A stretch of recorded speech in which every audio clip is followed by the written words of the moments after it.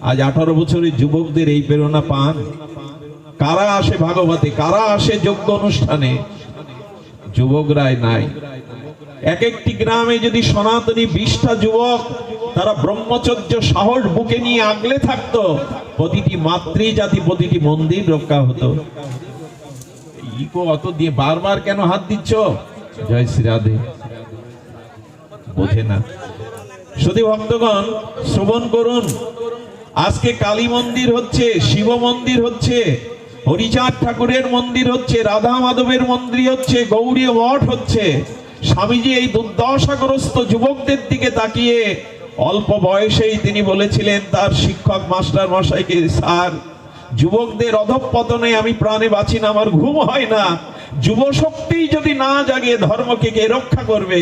তাই সিদ্ধান্ত নিয়েছি আমি সন্ন্যাস নেব। নিজে ত্যাগ না করলে অন্যকে ত্যাগের মন্ত্র আমি জাগাতে পারবো না।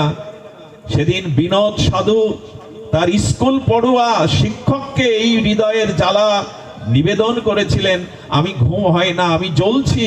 যুবকদের কি দুরবস্থা, তারা নৈতিক চরিত্র, তারা আদর্শ হারিয়ে বিপদগামী হচ্ছে। আমরা তাদের আলোর পথ, আশার পথ দেখাতে পাচ্ছি না। আপনি আশীর্বাদ করুন। গম্ভীরানাথের কাছে দীক্ষা নিয়ে এই বিনোদ সাধু স্বামী প্রভানন্দ নামে হিন্দু সংগঠনের জন্যই এমন করে ভেবেছিলেন। তিনি বলেছিলেন কালী মন্দির, শিব মন্দির, কৃষ্ণ মন্দির হোক, হরিচাঁদ ঠাকুরের মন্দির হোক, কিন্তু হিন্দু জাতির মধ্যে প্রত্যেকটা গ্রামে আরেকটি মন্দির হোক, যে মন্দিরের নাম হবে মিলন মন্দির। সেখানে অন্য কোনো বিগ্রহ থাকবে না, শুধু বৈদিক মন্ত্র, গীতার মন্ত্র থাকবে। কারণ বেদের মন্ত্র, শ্রী গীতার মহাবাণী কোন সম্প্রদায়কে বিভাজন করেনি, এটা সার্বভৌম বাণী। গীতার মন্ত্র, ওঙ্কার, বেদধ্বনি থাকবে সেই মন্দিরে। এই মন্দিরের কাজ হবে নিজের জাতির সমস্যা, পাড়া প্রতিবেশীর সমস্যা, হিন্দু জাতির সমস্যাটা অন্যের কাছে না গিয়ে এই মিলন মন্দিরে এসে মীমাংসা করা, নিজেদের সুখ দুঃখ ভাগাভাগি করে নেওয়া। আজকে সব মন্দির আছে সনাতন হিন্দুরে, শুধু মিলন মন্দির নাই।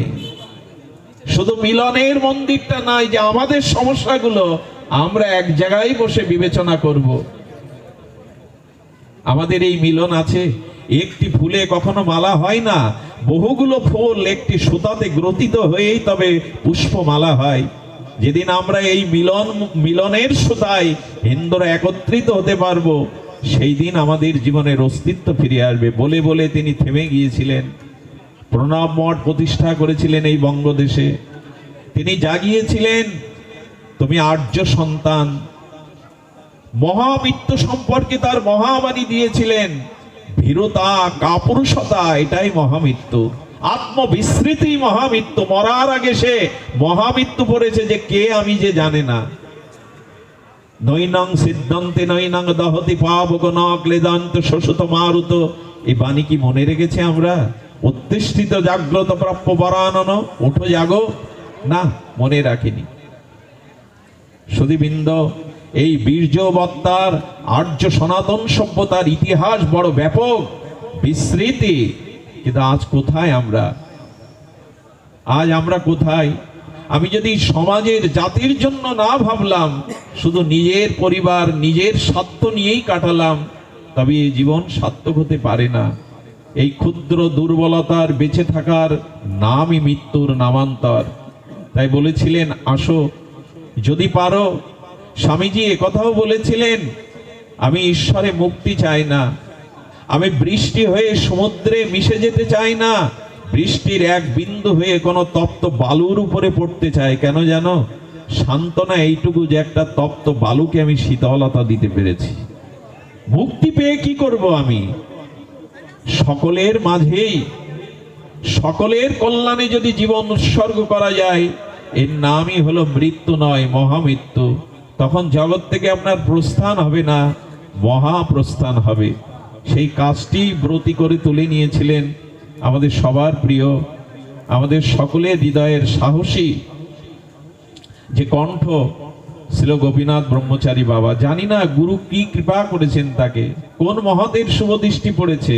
এইটুকু মানুষটা যে সাহস বুকে নিয়ে যে প্রেক্ষাপটে এই সনাতনের সামনে দাঁড়িয়েছে, এটা মনে করি গুরু গোবিন্দেরই কৃপা। ভাগবতেরই কৃপা।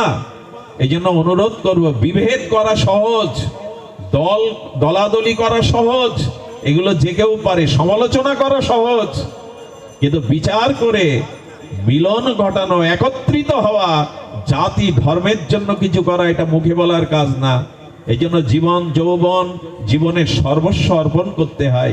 মানুষ তোমাকে দেখে কেন জাগবে, মানুষ কেন তোমার আদর্শ বুকে নিয়ে বেড়ে উঠবে, যদি তোমার ত্যাগ না থাকে, সংযম না থাকে, ব্রহ্মচর্য না থাকে, বীর্যবত্তা না থাকে। স্বামীজি বলতেন, এখন আমাদের অবস্থা কেমন? এক সিংহী, তাকে তীর বিদ্ধ করে শিকারী যখন গুলি করেছে, সিংহীটা গর্বিণী ছিল। দৌড়াতে দৌড়াতে মেষ ভেড়ার পালের মধ্যে সিংহী প্রসব করেছে। সিংহীর বৎস বা বাচ্চা প্রসব করে সিংহী মারা গেল। জন্মালো কোথায়? ভেড়ার দলের মধ্যে। ওই জন্মের পরেই তার মায়ের দুধ পায়নি ওই সিংহীর বাচ্চাটা, ভেড়ার দুধে ওইখানেই ওদের সাথে চলতে চলতে, ওদের অভ্যস্ত সংস্কারে ও ঘাস খেতে খেতে বড় হয়েছে। সিংহ ঘাস খায় কখনো? ওদের খেতে খেতে যখন একটু বড় হয়েছে, ও আর সিংহ গর্জন ভুলে গেছে, ও মেষের মতো ম্যাও ম্যাও করে ডাকে। অনেকদিন পরে তার স্বজাতীয় একটি সিংহ জল খেতে এসে বনের ওপারে দেখে যে মেষের দলের মধ্যে একটা সিংহের শাবক। বলে, বারে, সিংহ মেষের মধ্যে, ওর পরাক্রম কোথায় গেল?